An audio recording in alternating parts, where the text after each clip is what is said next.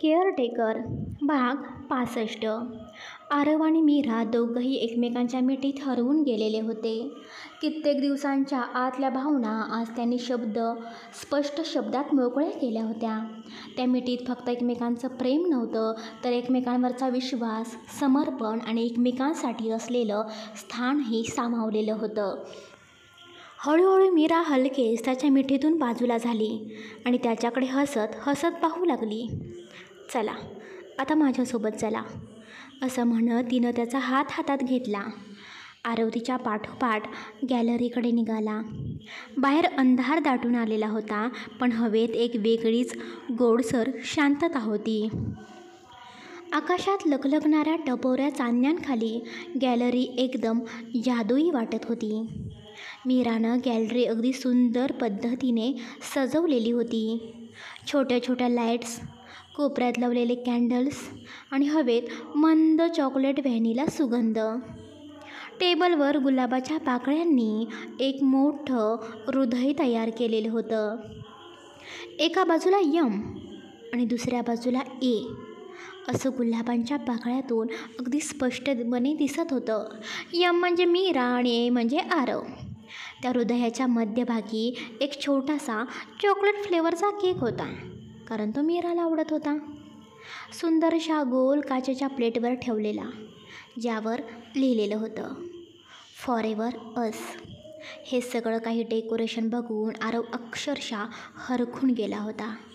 त्याचे डोळे चमकत होते, चेहऱ्यावर हलकंसं हसू आणि नजरेत एक खूप गोडसा भाव. त्या गॅलरीच्या त्या लाईट्समध्ये, त्या गुलाबांच्या पाकळ्यांमध्ये आणि त्या छोट्याशा केकमध्ये आरवला फक्त एक डेकोरेशन नाही, तर मीराचं त्याच्यावरती असलेलं निरागस प्रेम दिसत होतं. मीरा त्याचा हात घट्ट पकडून त्याला टेबलजवळ घेऊन आली. दोघंही एकमेकांच्या अगदी जवळ उभे होते. ती थोडा वेळ त्याच्याकडे पाहत राहिली आणि मग थोडीशी संकोचूनच हळूच म्हणाली, कसं वाटलं तुम्हाला डेकोरेशन? आवडलं का? मीराचं बोलणं ऐकून आरव हसत उत्तर देणार, तोपर्यंत तीच पुढे म्हणाली, सॉरी, काही फार खास करता आलं नाही मला. खूप घाई गडबड होती ना, पण जे सुचलं, जसं जमलं तसं केलं. तिच्या चेहऱ्यावर एक हलकासा नाराजीचा भाव होता. तो आरवला सहज जाणवला. आरवने तिचा हात अजून घट्ट पकडत तिला हलकंसं जवळ ओढलं आणि गंभीर पण प्रेमळ आवाजात म्हणाला, मीरा, तू माझ्यासाठी जे काही करतेस ना, ते सगळं सगळं खूप स्पेशल असतं, खरंच. त्याने तिच्या डोळ्यात बघत पुढे बोलायला सुरुवात केली, कधी काही परफेक्ट असणं गरजेचं नसतं, कारण मला कधीच तुझ्याकडून काही कमी वाटत नाही. तू मनातून केलं आहेस हे सगळं, आणि तेच माझ्यासाठी खूप महत्त्वाचं आहे. डेकोरेशन, केक, फुलं हे सगळं निमित्त आहे गं मीरा. माझ्यासाठी सगळ्यात मोठी गोष्ट म्हणजे तू आणि तुझं प्रेम. मीरा त्याचं बोलणं ऐकून भारावून जाते. डोळ्यात नकळत अश्रू येतात, पण ते आनंदाचे होते. मीरा तिच्या डोळ्यातल्या भावना कसाबसा लपवत चेहऱ्यावरती एक हलकंसं हसू आणते आणि हळूच म्हणते, चला ना, आपण केक कट करूया ना. आरव तिच्याकडे शांतपणे पाहतो आणि थोडंसं हसत फक्त असं बोलतो. तिच्या आवाजामध्ये एक वेगळी शांतता होती, पण तिच्या डोळ्यामध्ये प्रेमाचं ओझं भरलेलं होतं. असं काहीसं जे शब्दांमध्ये सांगता येत नव्हतं. मीरा हळूच टेबलवरची सुरी उचलते आणि दुसऱ्या बाजूने आरवचा हात आपल्या हातावरती ठेवते. ती नजरानजर करत म्हणते, एकत्र कापूया. आरव फक्त मान हलवतो. त्या दोघांचे हात एकत्र होतात आणि केकमध्ये सरकणारी सुरी जणू त्यांचं प्रेम पुन्हा एकदा एकत्र जोडत होती. गॅलरीमध्ये मंद लाईट जगमगत होत्या. छोट्या छोट्या कॅन्डल्स त्यांच्या चेहऱ्यावर चमकत आणि सावल्यांसारखी खेळ करत होत्या. त्याच क्षणी स्पीकरवर एक रोमॅन्टिक गाणं सुरू होतं, अगदी त्यांच्या त्या सिच्युएशनसाठी बनलेलं. तेरे बिना जीना ना पाएंगे. गाण्याचे सूर जणू हृदयाच्या ठोक्यांसारखे वाटत होते. संपूर्ण वातावरण एक जादू पसरलेली होती. केक कट झाल्यावर काही क्षण दोघे एकमेकांकडे बघत शांत उभे होते, जणू काळ थांबून गेला होता. त्या रोमॅन्टिक सॉन्गच्या सुरांमध्ये दोघांचं हसणं, नजरेतलं प्रेम आणि हलकीशी लाज मिसळलेली होती. मीरा हळूच हातातला एक छोटासा केकचा पीस उचलते, अगदी नाजूकपणे, प्रेमाने आणि आरवसमोर धरते. ती त्याच्याकडे अगदी डोळ्यातून बोलावं तसं बघत असते. I love you so much. ती हलक्या आवाजात पण पूर्ण भावनेने बोलते. आरव क्षणभर तिच्या डोळ्यांमध्ये डोकावतो आणि त्या डोळ्यांमधून वाहणाऱ्या प्रेमाच्या लाटांमध्ये तो हरवून जातो. हसतच तो तिच्या हातातून उरलेला केकचा भाग उचलतो आणि उलट तिलाच भरवतो. त्याचं हसणं आता थोडं गंभीर प्रेमळ होतं आणि तो जवळ येत हलक्या स्वरात म्हणतो, love you too Meera, I love you too. इतकं की सांगता येणार नाही. ती क्षणभर खाली बघते. ओठांवर लाजरी हसू येते. आरव हळूच तिचा हात आपल्या हातात घेतो आणि गालावर ओढून एक हलकासा किस घेतो. त्याचवेळी पार्श्वभूमीवर हळूच गाण्याचा लाईन सुरू होतो. तुझ में रब दिखता है यारा मैं क्या करूं. गॅलरीतील दिवे लखलखू लागतात आणि त्यांचं दोघांचं प्रेम त्या प्रकाशात अजून अधिक झळकू लागतं. मीरा हळूच आरवचा हात पकडते. तिचे बोट त्याच्या बोटात हळूवारपणे अडकतात. त्या मखमली स्पर्शात एक वेगळी शांतता होती. ती त्याला गॅलरीतल्या त्या खास जागी घेऊन येते. ते दोघांसाठी सजवलेला एक छोटासा प्रेमळ सोफा होता. समोर गुलाबांच्या पाकळ्या, दिव्यांनी हलकी चमक आणि मंद संगीत. संपूर्ण वातावरण जणू फक्त त्यांच्यासाठी थांबून राहिलं होतं. तुम्ही इथे बसा, ती म्हणते आणि आरव न बोलता तिच्या स्पर्शावर पूर्ण विश्वासाने बसतो. पण तो तिचा हात अजूनही सोडत नाही. उलट त्याच्या हातातली पकड आता अजून घट्ट होते. तो हळूच तिला स्वतःच्या शेजारी ओढून घेतो. सर थांबा ना, मीरा लाजून म्हणते. ती अजून काहीतरी दाखवायचा प्रयत्न करते पण आरव आता थांबलेला नव्हता. त्याचा उजवा हात हळूच तिच्या गालावर टेकतो. थरथरलेल्या नाजूक गालावर त्याच्या बोटांचा स्पर्श जणू तिच्या श्वासांचं ऋतून गेलेलं ठिकाण मोकळं करत होता. काय बोललीस तू? तो हलक्या आवाजात पण आतून खोल जाऊन विचारतो. मी म्हणत होते की थांबा ना, मला एकतरी गोष्ट दाखवायची आहे. ती नजरेतून पळ काढते पण आरव तिची नजर पुन्हा त्याच्या डोळ्यांमध्ये बांधून ठेवतो. तू अजूनही मला सर म्हणालीस? तेवढं ऐकताच मीरा हलकासा श्वास घेते. डोळे मिटून गालावर लाजेचा गुलाबी रंग उतरतो आणि आरव अजून थोडा पुढे सरकतो. त्याचा आवाज आता खराखुरा भावनिक होतो.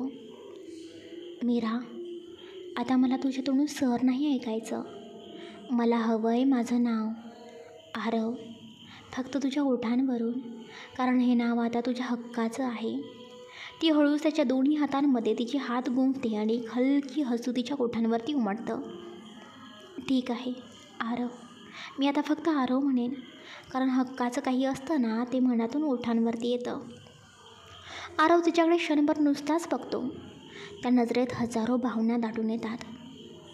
माझ्या आयुष्यातल्या प्रत्येक श्वासावर आता तुझं नाव आहे मीरा. आरव फक्त एक नाव नाही, तो तुझा एक हक्क आहे आणि तो हक्क फक्त तुझाच आहे. आरवचं बोलणं ऐकून मीरा हलकंसं हसते आणि थोडीशी लाजून त्याच्याकडे पाहते. ऐका ना आरव, मला ना तुम्हाला काहीतरी दाखवायचं आहे, म्हणजे द्यायचं आहे. आरव तिच्या डोळ्यात बघतो. मीरा, मी तुला सांगितलं आहे ना, तुझं प्रेम आणि तू माझ्यासोबत आहेस हेच माझ्यासाठी सगळ्यात मोठं गिफ्ट आहे. मग आता अजून काय द्यायचं आहे का तुला? मीरा थोडं पुढे सरकते. थांबा ना, सांगते मी. ती अलगद वळते आणि गॅलरीच्या एका कोपऱ्यात ठेवलेला छोटा गिफ्ट बॉक्स उचलते. तो आपल्या दोन्ही हातांनी धरून आरवसमोर आणते आणि म्हणते, घ्या, ओपन करून बघा. आरव थोड्या कुतूहलाने तो बॉक्स उघडतो आणि आत एक सुंदरसा नीट फोल्ड केलेला शर्ट दिसतो. निळसळ स्मार्ट रंगाचा, अगदी आरवच्या स्टाईलमध्ये. त्याच्या ओठांवर नकळत एक हसू उमटतं. अच्छा, म्हणजे हा शर्ट तू माझ्यासाठी घेतलास? मीरा थोडीशी ओढून बोलते. म्हणजे तुम्हाला माहिती होतं का मी शर्ट घेतलेला आहे ते? मीराचं बोलणं ऐकून आरव हलकंसं हसतो. मीरा, तू त्या दिवशी मला न सांगता बाहेर गेलीस आणि मी तुझा शोध घेत होतो ना, त्याच वेळेस मला मोबाईलवर मेसेज आला कार्डवरून शॉपिंग झाल्याचा. तू कार्डाचं नाव पाहिलं आणि जेव्हा मी तिथे गेलो तेव्हा समजलं की ते मेन्स क्लोथिंगचं दुकान आहे. आरवचं बोलणं ऐकून मीराचे डोळे मोठे होतात. ती थोडीशी आश्चर्यचकित आणि नाराज होऊन विचारते, म्हणजे माझं सरप्राईज आधीच फ्लॉप झालं का? मीराचं बोलणं ऐकून आरव तिला जवळ ओढतो आणि हसत म्हणतो, नाही गं माझी मीरा, फ्लॉप नाही झालं काही. उलट आता जेव्हा तू हा शर्ट दिलास तेव्हा कळालं की माझ्यासाठी घेतलेला आहेस हे, आणि त्याचं मोल कधीच कमी होऊ शकत नाही. मीरा थोडी लाजते पण डोळ्यात समाधान तरळतं. आरव हळूच तिची हनुवटी हाताने उचलतो आणि प्रेमाने एक हलकं किस कपाळावरती करतो. थँक्यू सो मच मीरा, मला खूपच आवडला आहे हा शर्ट. आरवच्या बोलण्यावर मीराचं हसू क्षणात ओसरतं. तिचा चेहरा थोडा गंभीर होतो. ती हलकेच आरवच्या हातावरती हात ठेवते आणि थोड्या थरथरत्या स्वरातच बोलते. आरव, मला माहिती आहे तुम्हाला हा शर्ट आवडलेला नाही. ती आरवच्या डोळ्यात बघते. कारण यापेक्षा तुम्ही खूपच ब्रँडेड क्लासिक कपडे वापरत असाल ना. तुमच्याकडे सगळं काही वेगळंच असतं. स्टाईल, लाईफस्टाईल, दर्जा. आणि मी काय दिलं? फक्त एक साधा शर्ट. कालचा दिवस माझ्यासाठी तुम्ही खाप स्पेशल बनवला होता. तुम्ही सगळं माझ्यासाठी केलं, पण जेव्हा मला तुमच्यासाठी काही द्यावंसं वाटलं तेव्हा माझ्याकडे पैसेच नव्हते आरव. तुम्ही मला कार्ड दिला आणि मी विचार केला तुमच्याच कार्डवरून का होईना आपण काहीतरी घेऊया. काहीतरी तुम्हाला आठवण म्हणून द्यावं वाटलं. खूप विचार करून काही सुचत नसताना फक्त हा शर्ट घेतला आणि आजच तो गिफ्ट देण्याचा योग आला. पण आरव, सॉरी, तुमच्याच पैशाने तुम्हाला गिफ्ट दिलं. म्हणजे यात खरं तर माझं काहीच नाही ना. सॉरी. मीराचं बोलणं ऐकून आरव क्षणभर शांत राहतो. त्याच्या डोळ्यात मीराचं मनोभाव वाचले जातात आणि मग तो तिचा हात घट्ट पकडतो, अगदी मनाच्या ठिकाणी.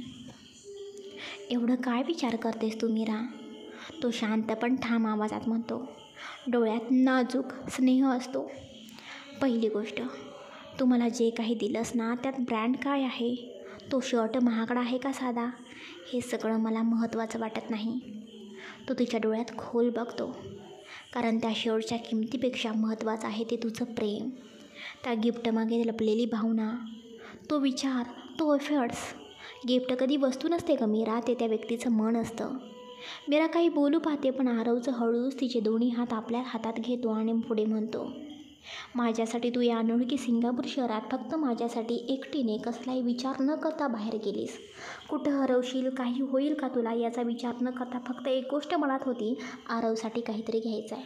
हा शर्ट नाही गं, ही भावना की माझ्या माणसासाठी काहीतरी करायचं आहे. हीच माझ्यासाठी सगळ्यात मोठी गोष्ट आहे. मीराचे डोळे आता पाणावतात. ती थोडीशी गहिवरते. आरव तिच्या चेहऱ्यावरून हळूच हात फिरवतो.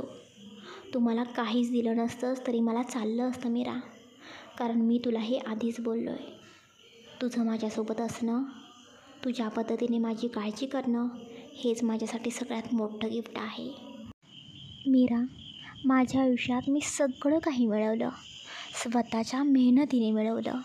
पण एक गोष्ट होती जी कोणत्याही पैशानं मिळत नव्हती. ते म्हणजे प्रेम. आणि ते प्रेम मला तू दिलंस, अगदी मनापासून. तो थोडं पुढे सरकतो. तिच्या कपाळावर हळूच ओठ टेकवतो. आणि दुसरी गोष्ट, तू म्हणालीस की माझ्याच पैशानं शर्ट घेतलास. मी जेव्हा ते कार्ड तुझ्या हातात दिलं तेव्हापासून ते कार्ड तुझं झालं गं, ते माझं नाही राहिलं. कारण आता आपण दोघं आपण झालेलो आहोत. आता काहीच तुझं किंवा माझं नाही, सगळं आपलं आहे. मीरा आता थरथरते. तिच्या डोळ्यातून 2 अश्रू गालावरती ओघळतात, पण ते दुःखाचे नव्हे, समाधानाचे, प्रेमाचे होते. आरव हळूच तिच्या अश्रूंना हाताने टिपतो. तू काम करतेस माझ्याबरोबर, ऑफिसमध्ये येतेस, माझं सगळं काही सांभाळतेस. मग मी जे कमावतो त्यात तुझाही वाटा आहेच ना. मग तो शर्ट घेताना तू माझ्या पैशानं घेतलास असा काय विचार करतेस? तू माझं सर्वस्व होतीस, आहेस आणि कायम राहशील. आणि मीरा, तुला एक गोष्ट सांगू का? मीरा त्याच्याकडे नजर रोखून बघते. डोळ्यात अजूनही थोडीशी ओल, पण ओठांवरती नाजूक स्मित होतं. हा शर्ट हा खरं तर माझ्या आयुष्याचा सगळ्यात फेवरेट आणि स्पेशल शर्ट राहणार आहे, अगदी कायमचा. तो थोडा थांबतो. तिचा हात आपल्यात घट्ट धरून म्हणतो. हा शर्ट मी कधी घालेन कधी नाही, पण एक गोष्ट मात्र नक्की, हा मी कायम जपून ठेवणार आहे. तसंच जसं मी तुला माझ्या आयुष्याच्या प्रत्येक क्षणात अगदी काळजाच्या सगळ्यात जवळ जपून ठेवतोय. मीरा काहीच बोलू शकत नाही. तिचे डोळे भरून येतात, पण चेहऱ्यावर त्या शब्दांनी एक शांत प्रेमळ समाधान उमटतं. आरवचं ते प्रेमानं संयमाचं बोलणं मीराच्या हृदयाच्या खोल कप्प्यात जाऊन पोहोचतं. त्याचे शब्द, त्याची नजर आणि त्याच्या स्पर्शातली आपुलकी हे सगळं ती मनापासून अनुभवत होती. ती एकटक त्याच्याकडे बघत राहते. डोळ्यात एक वेगळंच प्रेम, एक अव्यक्त ओलावा होता. आणि आरव, त्याचं लक्ष फक्त तिच्यावर, तिच्या त्या बोलक्या डोळ्यांवर. त्याचं मन तिच्या त्या गहिऱ्या नजरेत हरवून जातं. तो हळूहळू पुढे येतो आणि तिचा चेहरा आपल्या दोन्ही हातात अलगद घेतो. तिचा चेहरा उंचावतो, अगदी अलगद, जणू फुलाच्या पाकळीला स्पर्श करत असावा. त्यांच्या दोघांचा श्वास आता एकत्र मिसळायला लागलेला असतो, दोघांचं भान हरवल्यासारखं. आजूबाजूला काहीच ऐकू येत नाही, फक्त त्यांच्या मनातले ठोके आणि नजरेतलं प्रेम.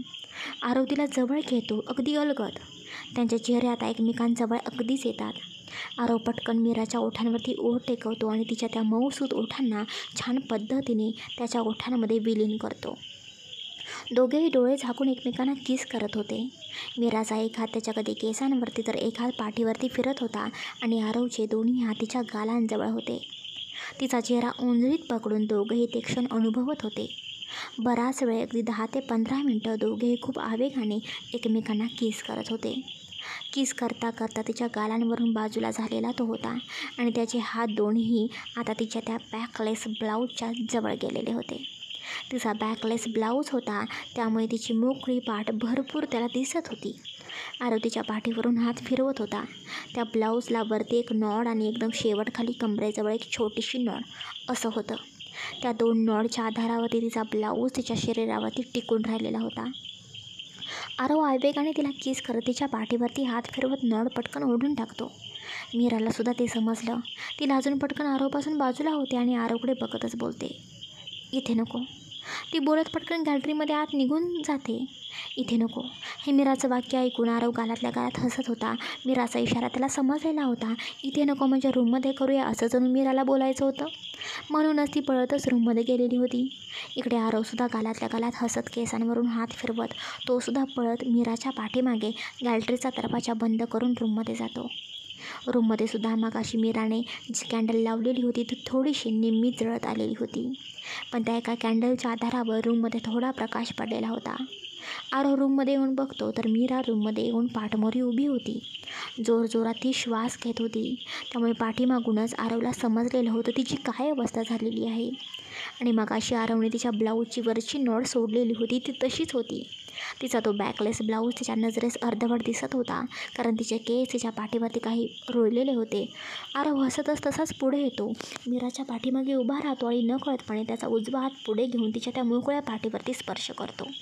त्या स्पर्शाने मीराच्या अंगावरती शहारा येतो. ती थोडीशी हलल्यासारखी होते. तिची मान खालीच होती, पण ती आज पूर्णपणे आरवची होण्याच्या तयारीमध्ये होती. आरवचा स्पर्श आता अधिक खोल, अधिक स्पष्ट होत चालला होता. त्याने तिच्या पाठीवरून हळूहळू हात फिरवत तिचे केस अलगद बाजूला गेले. मीराने डोळे मिटले. तिच्या श्वासाचा ठोका क्षणभरासाठी थांबला. आरवचा प्रत्येक हलकाचा स्पर्श तिच्या अंगावर रोमांच निर्माण करत होता. आता तिची संपूर्ण पाठ पूर्णपणे त्याच्या नजरेसमोर होती, नाजूक, कोमल आणि केवळ त्या स्पर्शाची वाट पाहणारी. त्याने अलगद हात खाली नॉडजवळ आणला आणि एका झटक्यात तिच्या ब्लाऊजची खालची गाठही सोडली. ब्लाऊज आता तिच्या पाठीवरून पूर्णपणे बाजूला झाला होता, पण तरीही त्या क्षणी आरवच्या स्पर्शात कोणतीही घाई नव्हती. आरवचे दोन्ही हात आता तिच्या हातांवर अलगद टेकले आणि तो पाठीमागून तिला घट्ट मिठीत घेतो. त्याचा उबदार स्पर्श, त्याच्या छातीतून जाणारा धडधडता श्वास मीराच्या संपूर्ण अस्तित्वाला जणू स्पर्शच करत होता. तो हलक्याने तिच्या खांद्यावर चेहरा टेकवतो. त्याची हनुवटी तिच्या नाजूक खांद्यावर स्पर्श करते आणि त्याच्या श्वासाचा स्पर्श तिच्या मानेजवळ हलके स्पंदन निर्माण करतो. जणू प्रत्येक श्वासात एक प्रेमाची कुसबुस होती. मीराचा श्वास आता अजूनही खोल होत चालला होता. प्रत्येक श्वास घेता घेता तिचे उरोज वरखाली होत होते. आरवचं लक्ष त्याकडे खिळलेलं होतं. त्याच्या नजरेत आदर होता, आकर्षण होतं आणि एक न संपणारं मोहक प्रेम होतं. हळूहळू तो तिचा डावा हात बाजूला करतो आणि आपला हात अलगद तिच्या गळ्याकडे नेतो. त्याची बोटं अलगद, नाजूक आणि हळूवार तिच्या गळ्याजवळ फिरतात. ती साडीतून किंचित दिसणाऱ्या मानेवरून ब्लाऊजच्या त्या डीप नेक जवळून सरकत होती. त्याचा प्रत्येक स्पर्श मीराच्या अंगावर शहारा आणत होता. तिच्या पोटात जणू हजारो फुलपाखरं उडत होती. ती हळूच डोळे मिटते. तिच्या चेहऱ्यावर लाजेची गुलाबी लाली पसरलेली होती. तिचं हृदय वेगाने धडधडत होतं, पण त्या धडधडीतही एक शांत सुंदर समर्पण दडलं होतं. आरवचा हात हळूहळू मीराच्या त्या डीप नेकजवळ फिरत होता. त्याच्या बोटांचा तो अलगद स्पर्श तिच्या नाजूक त्वचेला जाणवत होता. त्या मोकळ्या गळ्याजवळ त्याची बोटं एक क्षण फिरत थांबली आणि मग तो हळू आवाजात म्हणाला, मीरा, माझी पूर्णपणे व्हायला तू तयार आहेस का? तो क्षण शांत होता पण भावनांनी भरलेला होता. मीरा डोळे मिटून थोडीशी हसली. तिच्या गालांवर लाजेची सुंदर लाली उमटली. मग हळूच ती त्याच्याकडे वळत म्हणाली, आरव, मला आता तुमची कधीपासून व्हायचं आहे, कायमची. मला तुमचं व्हायचं आहे मनाने आणि शरीराने सुद्धा. तिच्या त्या शब्दांनी आरवचं मन थरारून गेलं. मीराचं निखळ आणि समर्पित प्रेम त्याच्या हृदयाच्या खोल कप्प्यात भिडलं. क्षणाचाही विलंब न करता आरवने आपला हात तिच्या खांद्यावरती नेला. ती स्लीवलेस ब्लाऊज आधीच पाठीमागून सेल झालेली होती. प्रिन्सेस कटमुळे त्यापुढे काही हुक्स नव्हते, फक्त पाठीमागे नॉट्स होत्या, ज्या आरवने आधीच अलगदपणे सोडल्या होत्या. त्याने त्या स्लीव्ज हलकेच तिच्या खांद्यावरून सरकवले, अगदी आदराने आणि हळूवारपणे. त्याच्या प्रत्येक स्पर्शात सौम्यता होती, संमती होती आणि मीराच्या भावना जपण्याची जाणीव होती. मग तो तिच्या खांद्यांवरून ओठ फिरवत मानेजवळ आला आणि अगदी कानाजवळ येत कुजबुजला, मग तयार राहा मिसेस मीरा आरव राज्याध्यक्ष या आरव राज्याध्यक्षाची होण्यासाठी. या शब्दांनी मीराच्या चेहऱ्यावर गोडसं हसू उमटलं. गालावर गुलाबी लाज पसरली. थोडीशी भीतीही वाटत होती, कारण तिच्यासाठी हा एक पहिला अगदी खास असा क्षण होता. पण ती भीतीसुद्धा सुंदर होती, कारण त्याच्या मिठीत सुरक्षितता होती आणि त्याच्या नजरेत तिच्यासाठी असलेलं निखळ प्रेम. आरवच्या तोंडून मिसेस मीरा आरव राज्याध्यक्ष हे वाक्य ऐकून तिच्या मनाला लग्न झाल्याचा भासच झाला. अजून त्यांचं लग्न झालं नव्हतं, पण त्या क्षणात दोघांचं प्रेम, विश्वास आणि भावना इतक्या गडद झाल्या होत्या की त्यांच्या आत्म्यांनी एकमेकांना आधीच स्वीकारलं होतं. त्यांचं नातं फक्त शारीरिक आकर्षणात अडकलेलं नव्हतं, त्यात आदर होता, एकमेकांसाठी वाटणारं सच्च प्रेम होतं आणि मनाने जोडलेली नाळ होती.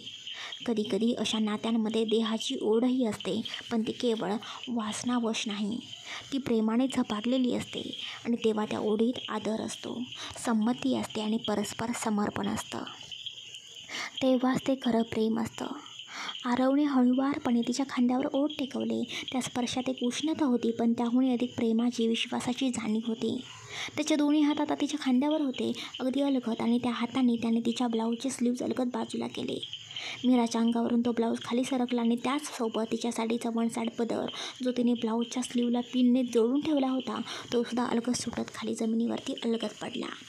पदर आणि ब्लाऊज दोन्ही जमिनीवरती विसावले होते आणि त्या शांत प्रकाशात आता मीरा आरवसमोर फक्त परकर आणि तिची अर्धी गुंडाळलेली साडी अशा अवस्थेत उभी होती.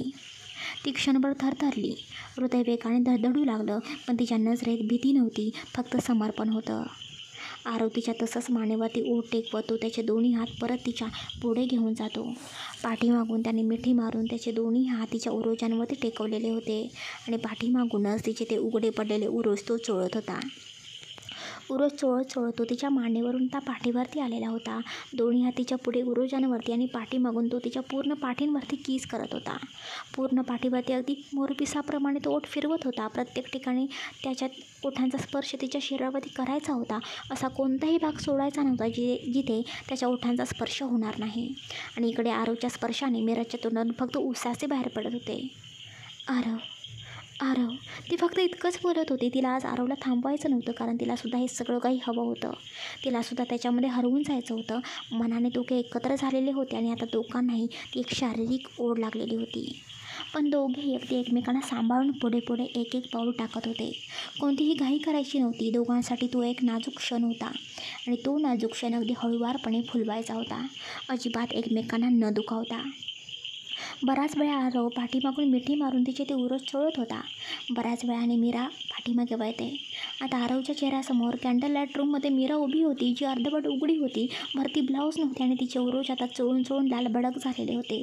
ते त्याच्या नजरेसमोर पडलेले होते. तो हसतच एकदा तिच्याकडे तर कधी तिच्या उरोजांकडे बघत होता. तिचे ते तो गोल, मोठे, टपोरे, मोठे उरोज बघून तो जास्त तिच्याकडे अट्रॅक्टिव्ह होत होता. मीरा थोडीशी लाजत होती, पण त्याचबरोबर तिलासुद्धा काहीतरी पुढाकार घ्यायचा होता. म्हणूनच ती सुद्धा तिचे दोन्ही हात पुढे करते आणि आरवच्या डोळ्यांमध्ये बघतच हळूहळू आरवच्या शर्टचे एक एक एक एक करून बटन्स काढू लागते. तिने हळूहळू करून पूर्ण बटन काढलेले होते. ती दोन्ही बाजूने त्याचा शर्ट पकडते आणि त्याच्या शरीरापासून बाजूला करते. आता आरवसुद्धा फक्त पॅन्टवरती उभा होता. शर्ट तर मीराने काढून टाकलेला होता. मीराचे हातसुद्धा आता त्याच्या पोटापासून हळूहळू वर फिरू लागतात. पोटापासून छातीपर्यंत, गळ्यापर्यंत. उजवा हात फिरत होता तर डावा हात पाठीवरती फिरत होता. ती त्याच्या छातीवरती हात फिरवत त्याच्या मानेजवळ हात ठेवते आणि अलगदपणे परत त्याच्या ओठांवरती ओठ टेकवते. टाचा थोड्या उंच करून त्याला किस करू लागते. मीराला टाचा उंच कराव्या लागत होत्या, म्हणूनच आरव झुकतो जेणेकरून तिला टाचा उंच कराव्या लागणार नाहीत. आणि तो तिच्या मोकळ्या पाठीवरून हात फिरवत अगदी कमरेपासून आता तो खाली हात फिरवत होता. साडीवरूनच खालून हात फिरवून त्याचं सुरू होतं. दोघांचंही निम्म शरीर उघडं होतं आणि मीराचे उरोज आरवच्या त्या उघड्या शरीराला स्पर्श करत होते. तिचे उरोज त्याच्या शरीराला किस करतच दाबले जात होते. आरव तसाच तिला किस करत हळूहळू पाठीमागे तिने जी साडी खोचलेली होती ती हळूहळू थोडी करून बाहेर काढू लागतो. दोघेही किस करून दमले होते. दोघांचा श्वास फुललेला होता. मीरा आरवच्या खांद्यावरती दोन्ही हात ठेवून तशीच आरवपासून बाजूला होते आणि जोरजोरात श्वास घेऊ लागते. तेच आरव हसत तिच्या डोळ्यांमध्ये बघत होता. तो तसाच मीरा बाजूला झाल्यानंतर त्याचे हात पुढे घेऊन येतो आणि तिच्या पोटाजवळ हात हलकेसे फिरवत तिने ज्या साडीच्या निऱ्या पोटाजवळ खोचलेल्या होत्या त्या पटकन सगळ्या काही बाजूला करतो. आणि आता तिची पूर्ण साडीच तिच्या कमरेपासून खाली पडलेली होती. आता ती फक्त परकरवरती होती. आरव तसाच अंदाज घेत त्या परकरची नॉडसुद्धा पटकन सोडतो आणि तिचा परकर तसाच खाली पडतो. तिचा परकर खाली जमिनीवरती पडल्यानंतर आरव तसाच तिच्या कमरेभोवती हात अडकवतो आणि तिला आणखीन थोडं जवळ ओढतो आणि तिच्या चेहऱ्यावरती ओठ फिरवत बोलतो, मीरा, आता कायमची तू फक्त माझी आणि फक्त माझी होणार आहेस. आरव बोलत तिच्या त्या मोकळ्या पाठीवरती हात फिरवत हळूहळू खाली आलेला होता. तो आता तिच्या पॅन्टजवळ आलेला होता. तो तिच्या पॅन्टवरून हळूहळू हात फिरवत होता आणि त्याचं ते हात फिरवून बघून मीराला लाजल्यासारखं होत होतं आणि गुदगुल्या झाल्यासारखं सुद्धा वाटत होतं. तो तसा तिच्याकडे बघतच पॅन्टमधून पाठीमागूनच हात आतमध्ये घालतो आणि गोलाकार पद्धतीने दोन्ही हात गोलगोल फिरवू लागतो. बऱ्याच वेळ त्याचं हे असं सुरू होतं. त्यानंतर तो तसाच त्याचा हात परत पुढे घेऊन येतो आणि तिला थोडीशी पाठीमागे फिरवतो. आता मीराची पाठ त्याच्या छातीला टेकलेली होती आणि आरवने तिला पाठीमागून मिठी मारलेली होती. आरव पाठीमागून मिठी मारून त्याचे दोन्हीही हात तिच्या पोटावरती हळूहळू फिरवत आता पॅन्टमधून त्याचा डावा हात खाली केलेला होता. तिच्या त्यांना नाजूक ठिकाणी त्याने त्याचा हात नेलेला होता. मीरा पटकन त्याच्या हाताला थांबवत होती, म्हणजे थांबवत नव्हती, फक्त आपोआप तिचा हात त्याच्या हातावरती गेलेला होता. आणि आरव त्याच्या डाव्या हाताचे एक बोट हळूच तिथे घेऊन तिच्या त्या नाजूक पाकळ्या एकमेकांपासून बाजूला करू लागतो आणि एक बोट आत नाजूक पाकळ्यांमध्ये घालून आत बाहेर करू लागतो. मीरा हातून खूपच गरम झालेली होती. आरवला ते बोट घातल्यानंतर समजलेलंच होतं. आरवने बोट घातल्याबरोबर मीराची छाती आणखीन जास्त वरखाली होत होती. मीरा जास्तच उत्तेजित होत होती. तिचं शरीर आणखीन जास्त गरम झालेलं होतं. आरव हसतच तसंच थोडा खाली झुकतो आणि मीराला उचलून घेतो आणि तिला बेडजवळ घेऊन येतो. मीराने बेडसुद्धा खूप छान पद्धतीने सजवलेला होता. गुलाबांच्या पाकळ्या पसरलेल्या होत्या. तो तिला बेडवरती नीट झोपवतो. मीरा फक्त त्या पॅन्टवरती बेडवरती पडलेली होती आणि इकडे आरव हसतच मीराकडे बघत स्वतःच्या पॅन्टजवळ हात घेऊन जातो. त्याचा बेल्ट काढतो. त्याची चेन बटन्स ओपन करतो. त्याने त्याची पॅन्टसुद्धा आता काढलेली होती आणि तोसुद्धा त्याच्या त्या छोट्या पॅन्टवरती होता. तो हसतच मीराच्या जवळ येऊ लागतो. तेवढ्यात मीरा बोलते, आरव, ते कॅन्डल घालवा ना. मीरा लाजत बोलते. जसं की तिला आता कॅन्डलचा प्रकाशसुद्धा त्या दोघांमध्ये नको होता. आरव हसतो आणि ती कॅन्डल विझवतो. आता रूममध्ये पूर्णपणे अंधार झालेला होता. तरीही आरव येतो आणि पटकन मीराच्या अंगावरती येऊन तिच्या जवळ झुकतो आणि तिचे दोन्ही हात पकडून तिच्या मानेजवळ ओठ फिरवू लागतो. तिच्या मानेजवळ ओठ फिरवतच पोटाजवळ गुदगुलेसुद्धा करत होता. त्यामुळे आरवचं हे वागणं बघून मीरा हसत होती. रूममध्ये मीराच्या हसण्याचा आवाज ऐकू येत होता. मीराला त्या गुदगुल्या सहन होत नव्हत्या.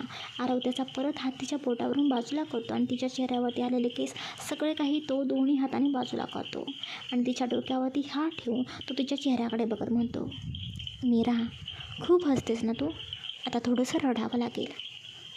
आरवचे बोलणे ऐकून मीरा थोडीशी घाबरत बोलते, म्हणजे? आरव आता तिच्या डोळ्यात बघत थोडा गंभीर पण मृदू आवाजात बोलतो, मीरा, आपण जे काही करायला जातो ते क्षण खूप नाजूक आहेत. त्यात शरीराचं जवळ येणं नाही, फक्त मनही पूर्णपणे तयार असणं गरजेचं आहे. तू खरंच तयार आहेस ना? कुठे असं नाही ना की फक्त माझं मन राखावं म्हणून तू स्वतःला तयार करत आहेस? मीरा थोडी घाईघाईने बोलते. नाही नाही आरव, मला खरंच मनापासून तुझी व्हायचं आहे, अगदी मनाने आणि शरीराने सुद्धा. पण थोडी भीती वाटते. ही माझी पहिली वेळ आहे ना, म्हणजे काही होणार नाही ना, म्हणजे बाळ वगैरे. आरव हळू हसतो. तिचा हात हातात घेतो. काही होणार नाही बाळा, मी आहे ना तुझ्यासोबत. मी इतकं प्रेम करतो तुझ्यावर की तुझी काळजी घ्यायचं माझं सर्वात मोठं कर्तव्य आहे. मी सगळं नीट सांभाळेल. आणि नाही गं, लगेचच बाळबीळ काही होत नाही. मीरा त्याच्याकडे मोठ्या भोळ्या डोळ्याने बघते. पण ऐकलं आहे मी, काही केलं की लगेच होतं बाळ. मग तुम्ही इतकं कॉन्फिडंटली कसं बोलता? आरव हसतो. कारण मी प्रोटेक्शन वापरेन गं, म्हणजे तुला काहीही त्रास नाही होणार. आणि खरं सांगायचं तर पहिल्याच वेळी लगेच काहीतरी असं होतं असंसुद्धा नाही. पण तरीही मी काहीही रिस्क घेणार नाही. तो थोडा थांबतो आणि अगदी शांतपणे म्हणतो, पण मीरा, खरंच तू तयार आहेस ना? मला तुझ्यावरती अजिबात फोर्स करायचा नाही. 1% शंका असेल मनात तर आपण थांबूया. मीरा हसत बोलते. आरव, किती वेळ विचारताय तुम्ही? मी एकदा बोलले ना मी तयार आहे. माझं मनही आणि शरीरही दोन्ही तुमच्यासाठी तयार आहे.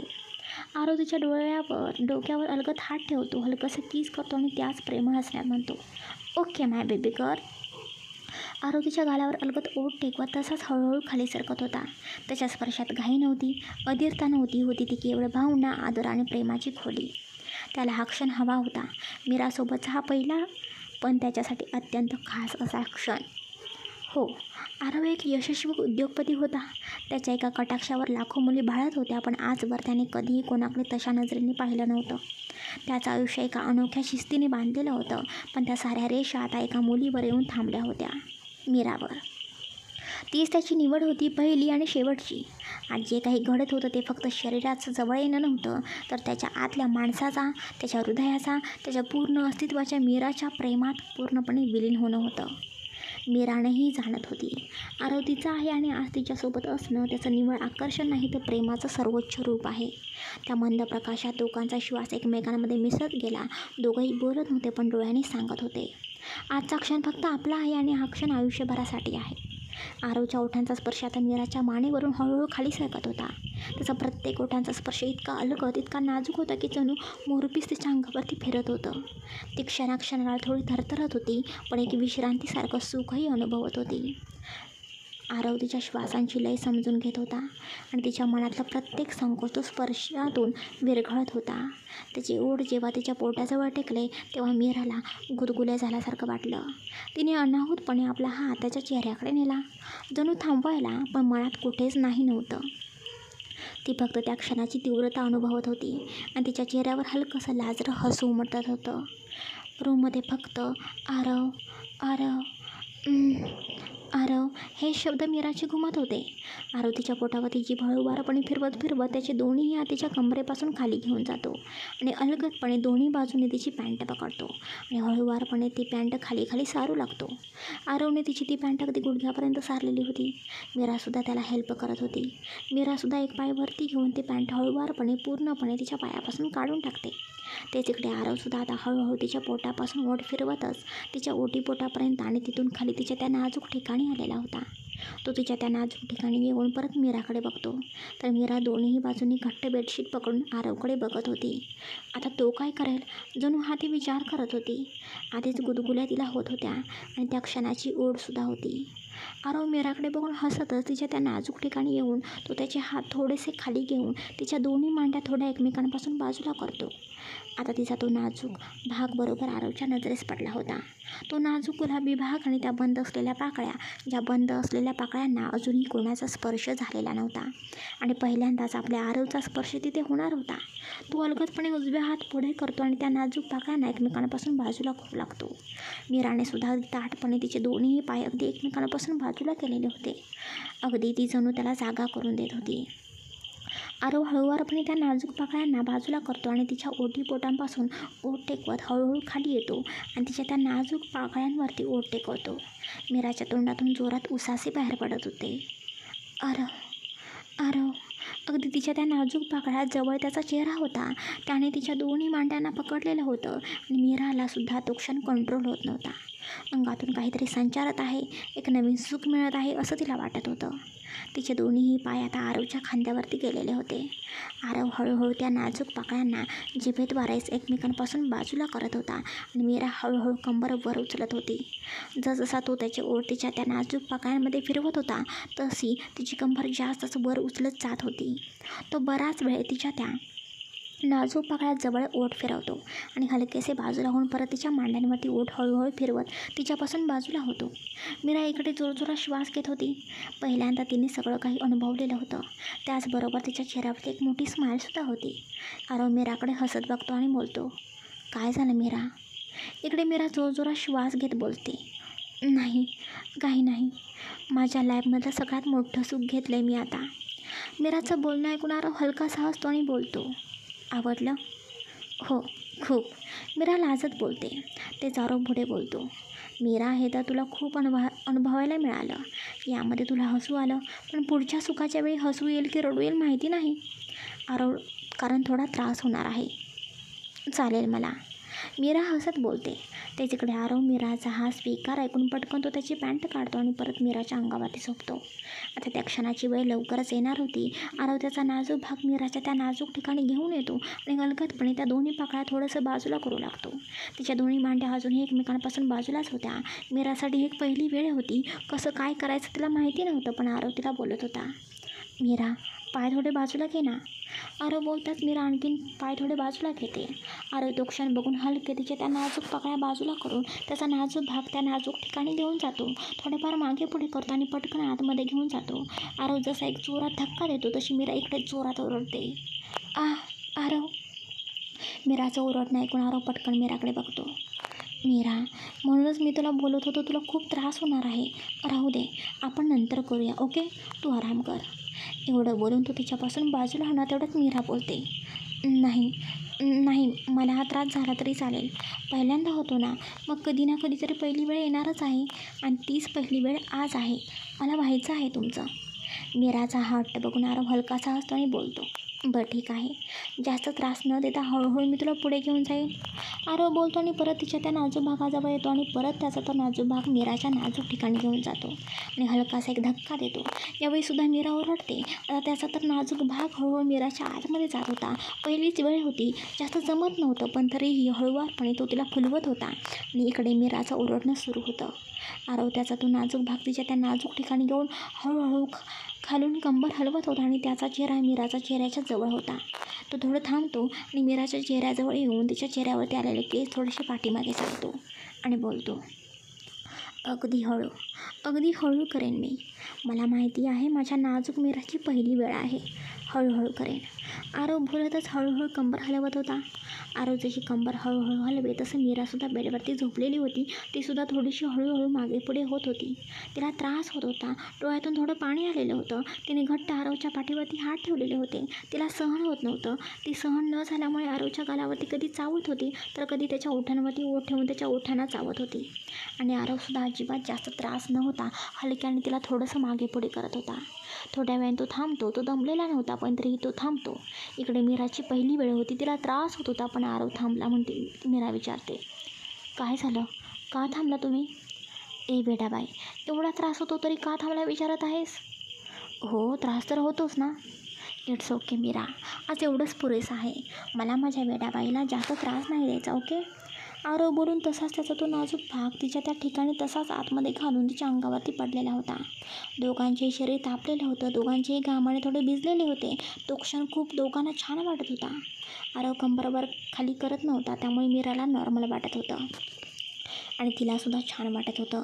ती तशीच आरवच्या पाठीवरती दोन्ही हात ठेवून आरवला मिठी मारून पडलेली होती.